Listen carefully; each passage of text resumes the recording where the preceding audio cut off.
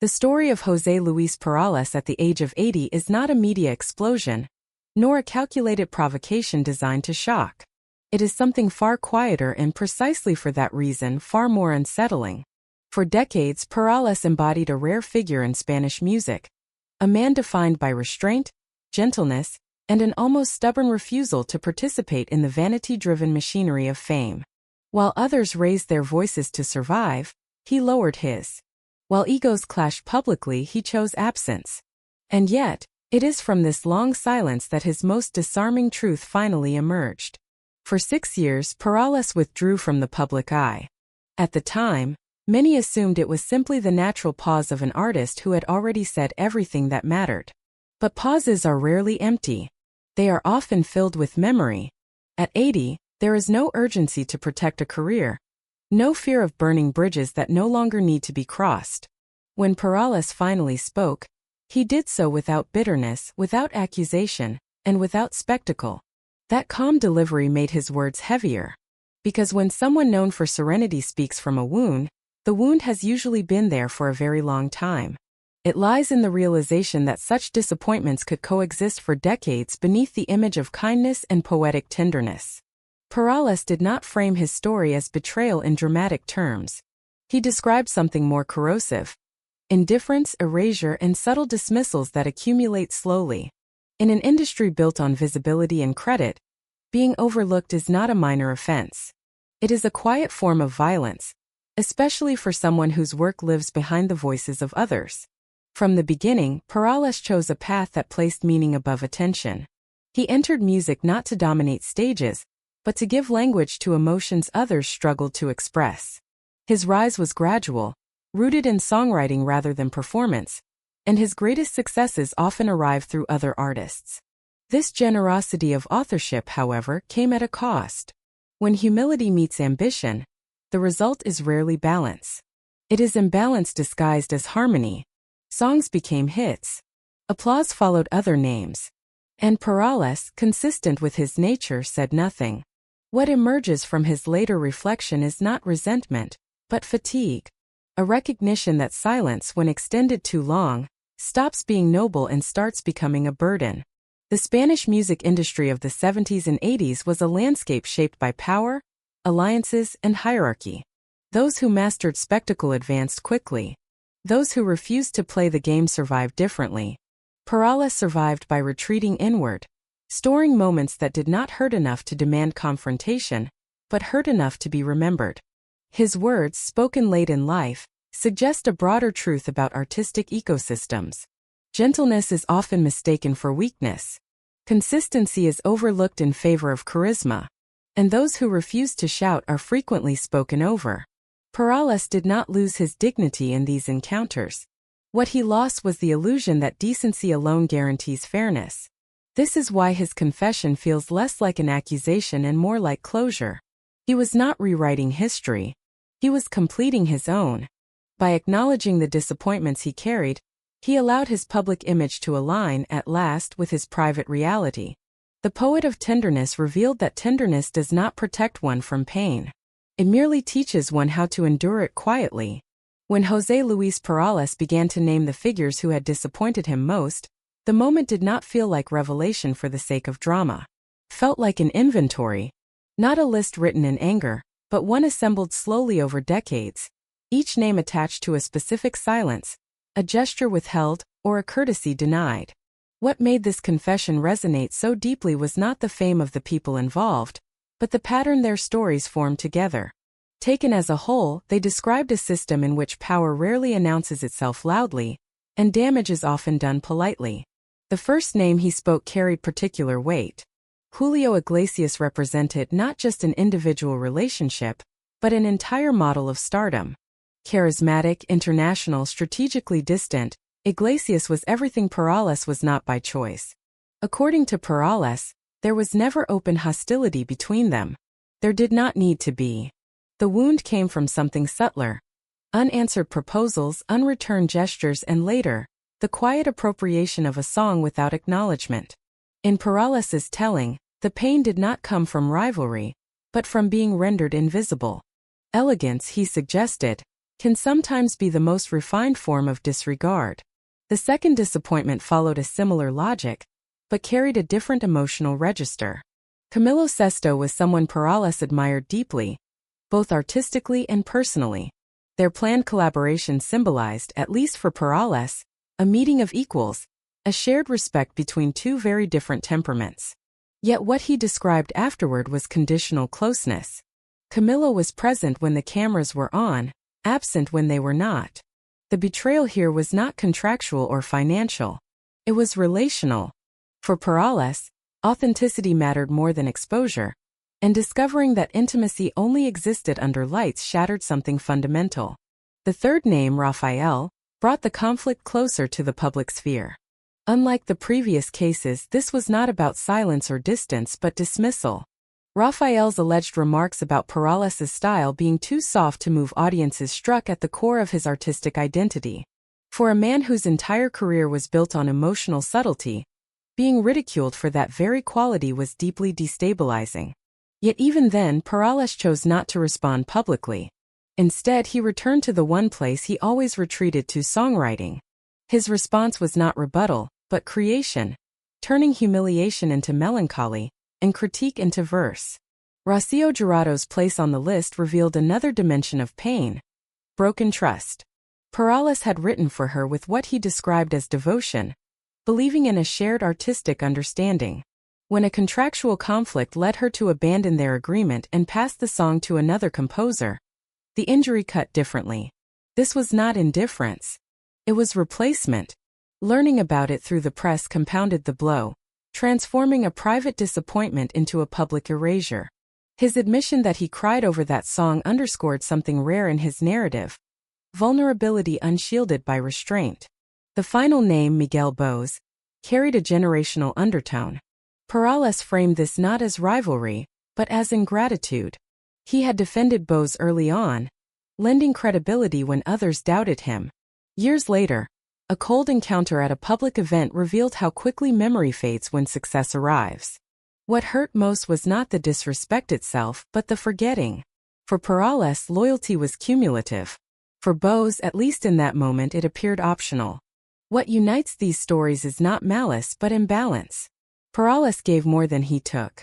He invested emotionally where others invested strategically. In an industry that rewards self-promotion, he practiced self-effacement. Over time, this created a recurring asymmetry. His contributions were absorbed into the system, while his presence remained peripheral. None of the incidents alone would have justified bitterness. Together, they formed a quiet narrative of exclusion. Importantly, Perales never framed these experiences as justification for hatred in the conventional sense. The word itself felt almost out of place in his vocabulary. What he described was closer to unresolved grief. Each name represented a moment when his humanity collided with an industry structured to overlook it. By naming them, he was not condemning individuals as much as exposing a culture where kindness is often interpreted as permission. This second layer of the story reveals why his late confession mattered so deeply. It was not about settling scores. It was about reclaiming authorship over his own emotional history. For years, his public image had been defined by sweetness and serenity. By acknowledging these disappointments, he complicated that image without destroying it. He allowed room for contradiction.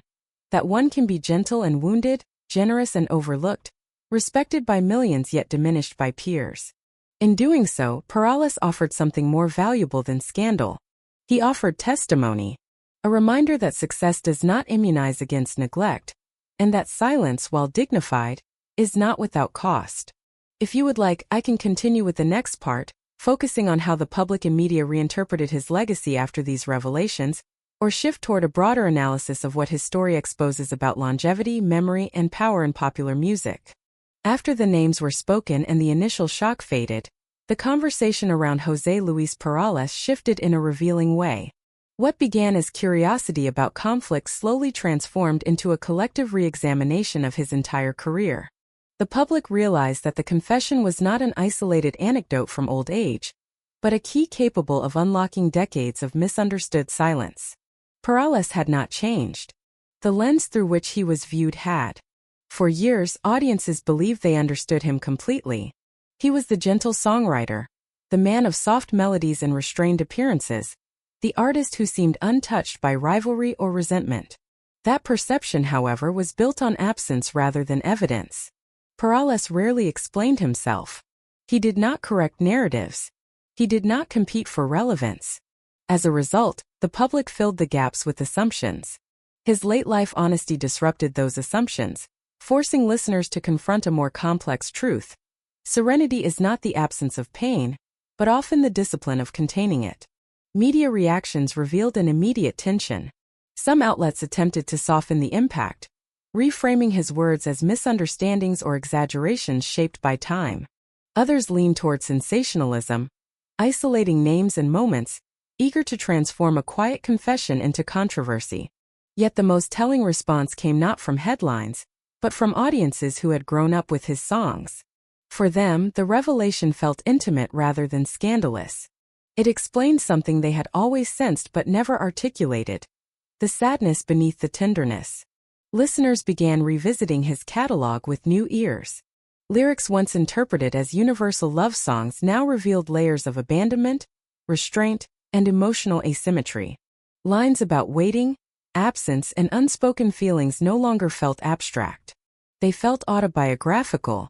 Songs that had accompanied weddings, farewells, and solitary nights suddenly carried an additional weight, as if the author had been quietly narrating his own disappointments all along. Perales had never lied in his music. He had simply never provided the context. This shift also reframed his long periods of withdrawal. What had once been dismissed as modesty or exhaustion began to look like self-preservation. In an industry that constantly demands visibility, choosing disappearance can be a form of resistance.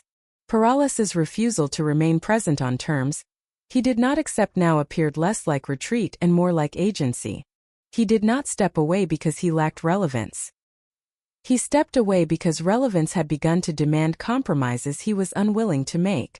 Crucially, his confession did not diminish his stature. If anything, it strengthened it. In a cultural moment saturated with performative vulnerability, Perales's restraint felt authentic. He did not cry on cue. He did not accuse dramatically. He spoke once carefully and allowed silence to resume. That discipline resonated deeply.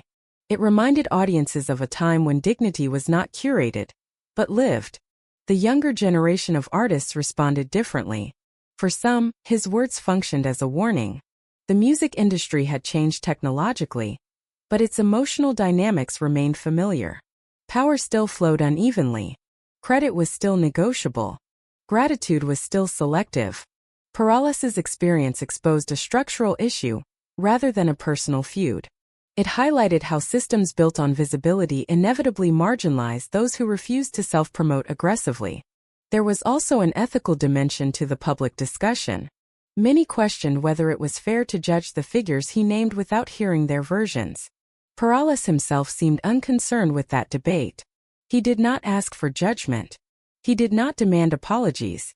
His intent was inward, not outward. By speaking, he reclaimed ownership of his memories. Whether others agreed or disagreed was secondary. What mattered was that the burden of silence was no longer his alone. In this sense, his testimony became a meditation on time. At 80, memory changes its function. It stops being a tool for ambition and becomes a tool for reconciliation. Perales was not rewriting history to win sympathy. He was arranging it so that it made sense to him before the end. That act alone carried profound emotional maturity. The broader cultural impact of his words lay in how they challenged the myth of the eternally content artist. Popular culture often reduces creators to the emotions they provide for others. Because Perales gave comfort, audiences assumed he lived comfortably within himself. His confession dismantled that illusion. It reminded listeners that those who articulate love most beautifully are not immune to neglect. Often, they are the most vulnerable to it. What remained after the discussion settled was a quieter appreciation of his resilience. Not resilience defined by survival through excess or scandal, but resilience defined by continuity. He continued writing when uncredited. He continued offering generosity when it was not returned.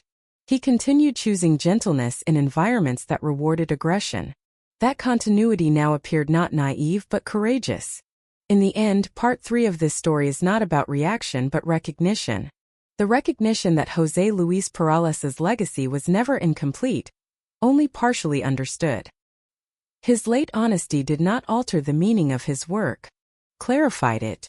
It revealed that behind every restrained gesture was a conscious decision, and behind every soft lyric was a man who had learned repeatedly that silence can be both shelter and wound. In the aftermath of his confession, the discussion surrounding José Luis Perales moved beyond individual grievances and toward a deeper question. How should greatness in popular music truly be measured?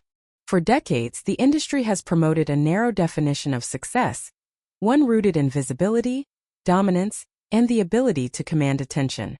Perales never fit that model, not because he failed to achieve it but because he consciously rejected it. His late-life honesty forced a reassessment of values that had long gone unquestioned. Greatness, as traditionally framed, often rewards those who impose themselves on history. Loud voices are remembered. Controversies are archived. Personal brands are inflated into legends. Perales's career followed the opposite trajectory. He did not impose himself. He embedded himself.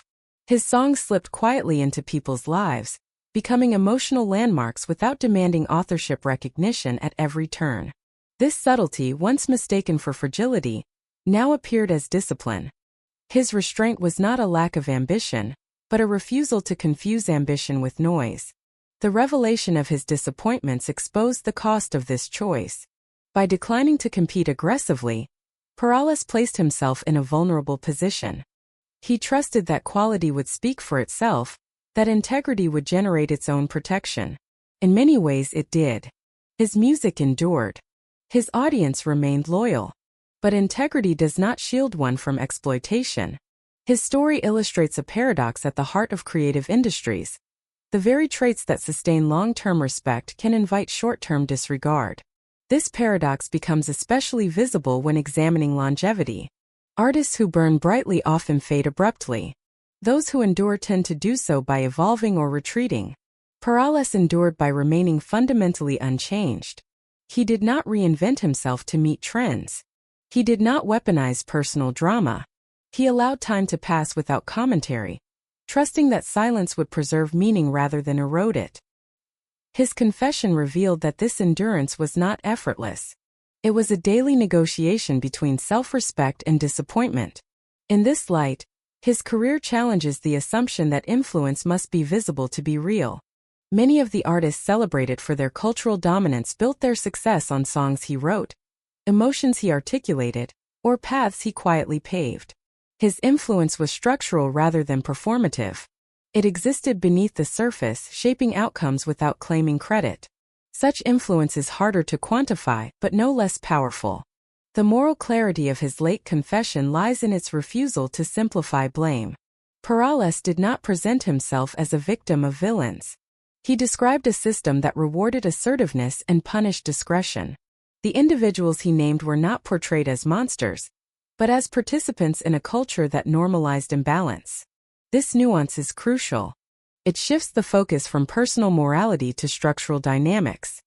His story becomes less about who hurt him and more about why such hurt was possible at all. This reframing also alters how audiences perceive artistic dignity. Dignity is often associated with silence, with the ability to endure without complaint. Perales embodied that ideal for most of his life. Yet his decision to speak demonstrates that dignity can also reside in articulation. There is honor not only in bearing pain quietly, but in naming it honestly when the time comes. His words did not betray his past restraint. They completed it. In reassessing his greatness, one must also confront the emotional labor embedded in his work. Perales consistently provided comfort, clarity, and emotional refuge for listeners navigating love, loss, and longing.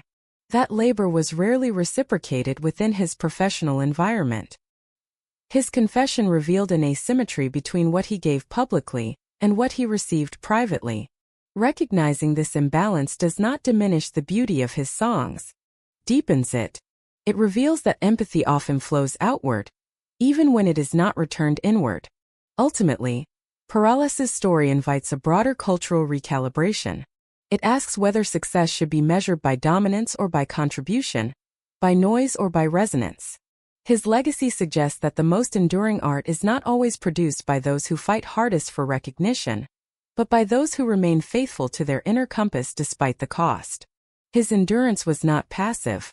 It was an active choice repeated over decades. After the words were released into the world, the most significant consequences unfolded far from cameras and headlines.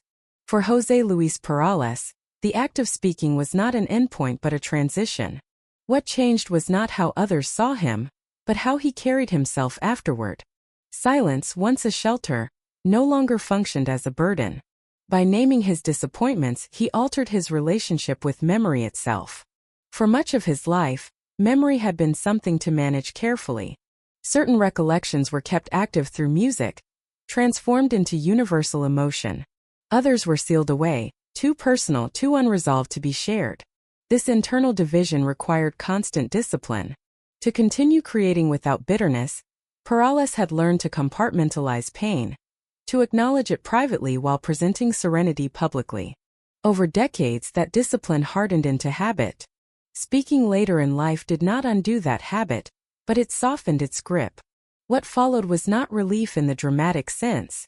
There were no public reconciliations, no clarifying statements from those he mentioned, no sudden rewriting of history. The aftermath was quieter. Perales described it, in later remarks, as a loosening. The stories no longer pressed against his consciousness, demanding containment. Once spoken, they ceased to repeat themselves internally. This is one of the least understood effects of late confession. It does not reopen wounds, it often closes them. Emotionally, this shift recalibrated his sense of authorship. For years, he had authored songs while remaining silent about the conditions under which they were born. Now the authorship extended beyond lyrics into narrative. He reclaimed not only his music, but his experience of making it. This reclamation did not require validation. It required acknowledgement. By acknowledging his own hurt, he restored balance between what he had given and what he had endured. There is also a temporal dimension to this transformation. At 80, perspective changes. Future ambition loses urgency, while coherence gains importance. Perales was not preparing for another chapter of competition. He was preparing for reflection. Speaking allowed him to organize his past into a form that made sense without distortion. Silence, after all, can preserve dignity, but it can also leave meaning unfinished. His confession functioned as a final edit, not an accusation. Interestingly, this act also reshaped his relationship with gratitude. Throughout his career, Perales had expressed immense gratitude toward audiences, collaborators, and the public at large. That gratitude remained intact. What changed was its exclusivity. He no longer needed gratitude to erase disappointment. Both could coexist without conflict. This coexistence marked a mature emotional integration. Appreciation without denial, forgiveness without amnesia. Forgiveness, in fact, emerged as a subtle undercurrent in his post-confession demeanor. Not forgiveness as absolution, but forgiveness as release. By articulating his experiences, he freed himself from the need to resolve them externally. The individuals involved no longer occupied the same psychological space. They became part of a completed chapter rather than an unresolved one. This distinction matters.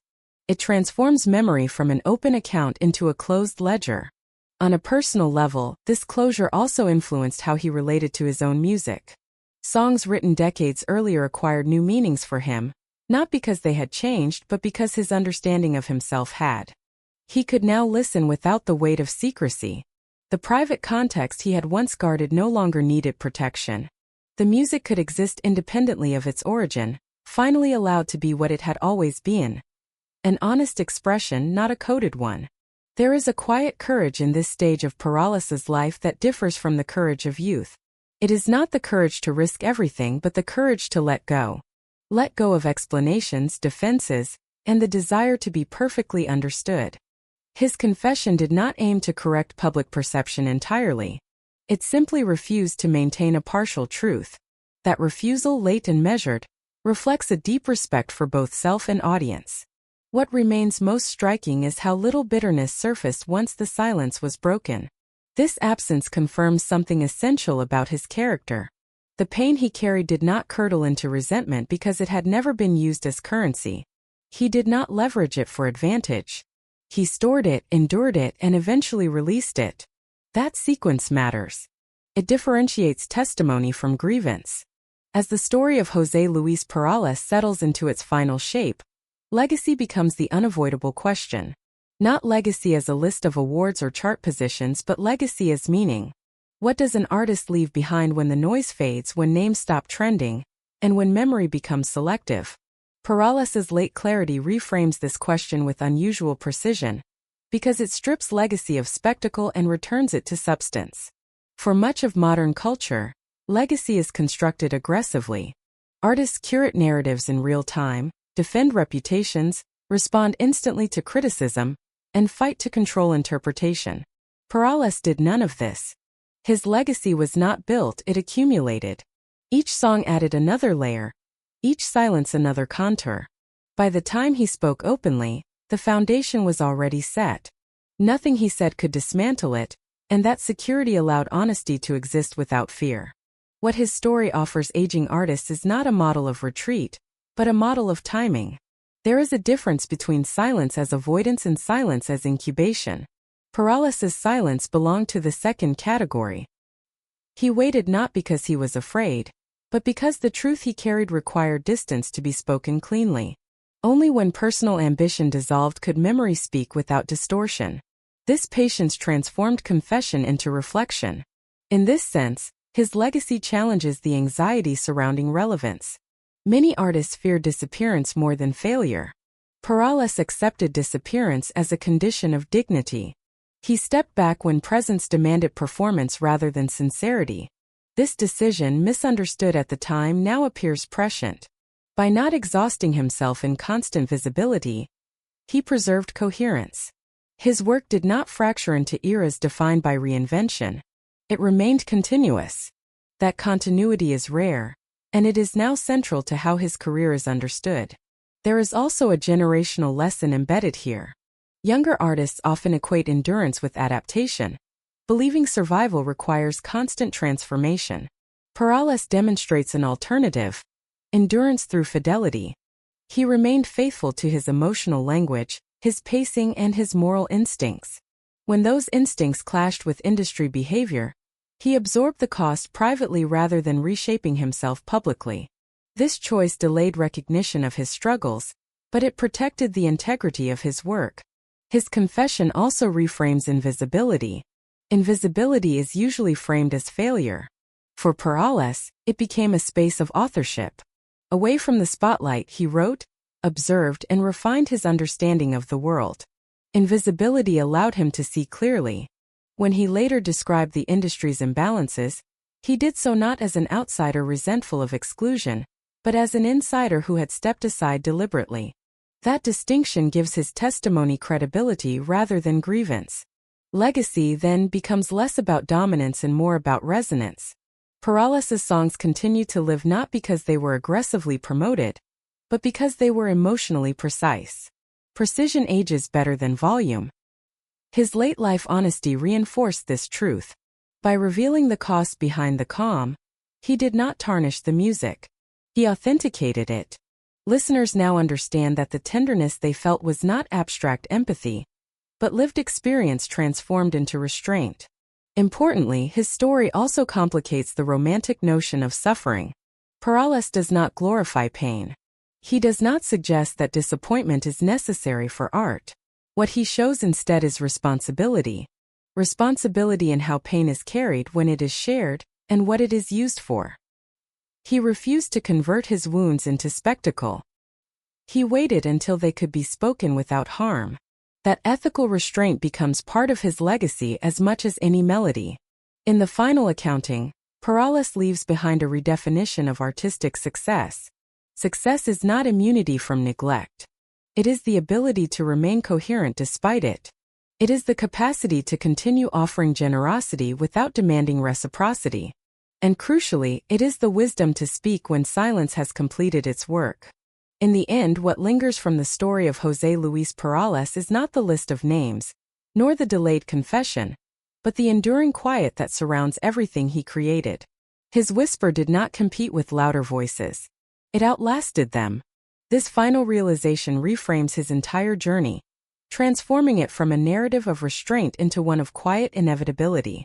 Perales never sought to dominate cultural memory. He allowed memory to come to him. His songs were not designed to shock or provoke. They were designed to stay. They stayed because they spoke to emotions that do not age. Longing, patience, unreciprocated affection, and the dignity of waiting. When the industry moved on, when trends shifted, when personalities rose and fell, those emotions remained. That is why his work survived without reinvention. It did not belong to a moment. It belonged to people. The final act of his story is not confession, but confirmation. Confirmation that gentleness can be a form of strength. Confirmation that silence, when chosen rather than imposed, can preserve truth instead of burying it. And confirmation that legacy does not require constant defense. By the time Perales spoke openly, his place was already secured. The revelation added depth, not instability. It did not weaken his image, completed it. There is a temptation to frame his journey as a moral lesson, but Perales himself resists simplification. He does not present silence as superior, nor confrontation as inferior. He presents timing as essential. Some truths lose their meaning if spoken too early, when ego still interferes. Others lose their power if spoken too late. His words arrived when they could no longer be weaponized, only understood. That is why they landed softly yet permanently. For listeners who never followed the intricacies of the Spanish music industry, his story resonates on a more personal level. Many recognize themselves in his experience. The feeling of giving more than one receives. The decision to remain decent in environments that reward aggression.